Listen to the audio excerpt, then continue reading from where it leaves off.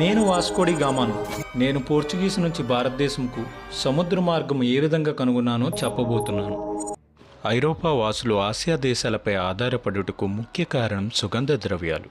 ఎందుకంటే ఐరోపా ఖండంలో ఉన్న దేశాలన్నీ భూమధ్య రేఖకు దూరంగా ఉండటం కారణంగా అక్కడ మంచుతో కూడిన వాతావరణం ఎక్కువగా ఉంటుంది.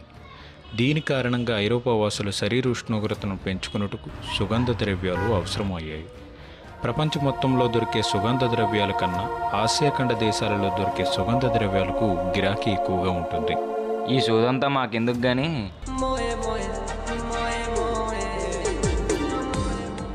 ఇండియాకు సముద్రం ద్వారా ఎందుకు వచ్చావు? ఏ భూమార్గం ద్వారా రావచ్చుగా. మా దేశముకు మీ దేశముకు మధ్య భూమార్గంలో ముస్లిం దేశాలున్నాయి.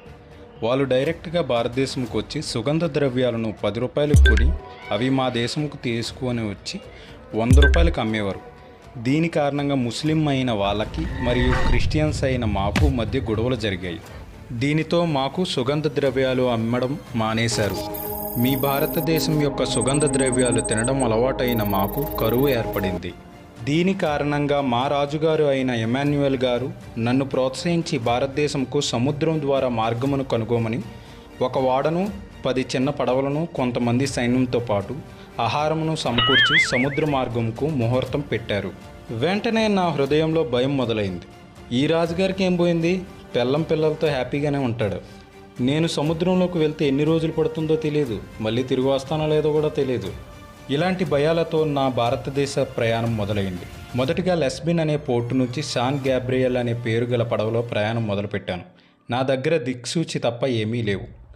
సరిలే, ప్రాణం ఎప్పుడైనా పోవాల్సిందే అని పడవను ముందుకు కదిల్చాను. సముద్రంలో కొంత దూరం ప్రయాణం చేసిన వెంటనే సముద్రంలో అలల ప్రభావం ఎక్కువైంది. ధైర్యంతో కొంత దూరం ముందుకు ప్రయాణం చేసిన వెంటనే సముద్రం మధ్య మార్గంలో 4 దిక్కులు నీరు తప్ప ఏమీ నాకు కనిపించడం లేదు. ఇలా వెళ్తుండగా సముద్ర మార్గంలోనే 6 నెలల సమయం గడిచిపోయింది. ఈ 6 నెలల కాలంలో మేము మాతో పాటు తెచ్చుకున్న ఆహారం, మంచినీరు కొద్దిగా అయిపోయింది. అంతేకాకుండా నాతో పాటు వచ్చిన ఎంతోమంది సైనికులు అనారోగ్య సమస్యలతో మరణించారు. నాకు ఇక నమ్మకం పోయింది. ఇంతలో ఒక ప్రదేశం కనిపించింది. అదే ఇండియా అని సంతోషపడ్డాను. కానీ అది ఇండియా కాదు. దక్షిణాఫ్రికాలో చివరి ప్రాంతమైన గుడ్ హోప్కి వచ్చాను. ఇంతలో భారతదేశం నుంచి ఒక వ్యాపారి పడవ మీద యాలకులు, మిరియాలు తీసుకుని వస్తున్నాడు. ఆయన పేరు అబ్దుల్ మజీద్. ఈయన సహాయంతో కేరళ ప్రాంతంలో ఉన్న కలికట్ సముద్ర తీరముకు చేరుకున్నాను. నేను 11 నెలల 12 రోజులు సముద్ర ప్రయాణం చేసి భారతదేశముకు సముద్ర మార్గమును కనుగొన్నాను. ఆ సమయంలో కలికట్ రాజు అయిన జామరిన్ మొట్టమొదటిగా సముద్ర మార్గం ద్వారా ఐరోపా దేశం వచ్చినందుకు నన్ను వీరుడిలా చూసి నాకు బహుమతులను, పడవ నిండా సుగంధ ద్రవ్యాలను ఇచ్చి నా దేశముకు తిరిగి పంపారు.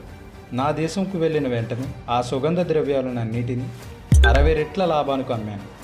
దీనికి నేను ఎంతో లాభపడ్డాను.